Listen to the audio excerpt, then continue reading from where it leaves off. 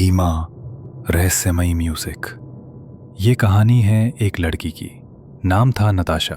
नताशा दिल्ली के एक अपार्टमेंट में अकेली रहती थी। 5वीं मंजिल का एक सुंदर सा फ्लैट, 501। फ्लैट बिल्कुल नया था, किराया सस्ता और लोकेशन शानदार। पर एक बात अजीब थी। ऊपर 6वीं मंजिल पर सिर्फ एक फ्लैट था, 601, और वो सालों से खाली पड़ा था। शुरुआत में सब ठीक चला, लेकिन तीसरी रात को आधी रात में नताशा की नींद एक अजीब आवाज से खुली, ऐसे जैसे कोई ऊपर की मंजिल पर चल रहा हो, तेज कदमों से।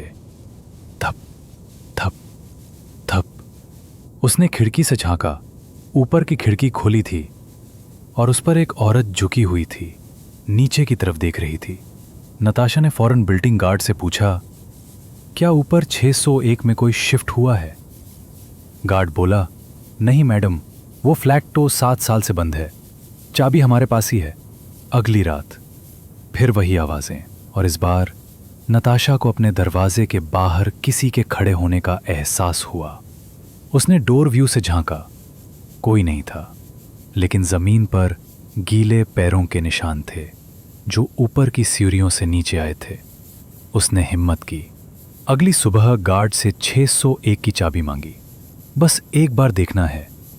वो ऊपर गई गार्ड के साथ। जैसे ही फ्लैट का दरवाजा खुला, एक अजीब सी बास आई, जैसे कुछ पुराना सड़ा हुआ, और अंदर काफी ठंड थी। कमरे के अंदर सब धूल में ढका हुआ था, लेकिन बालकनी की खिड़की खुली हुई थी।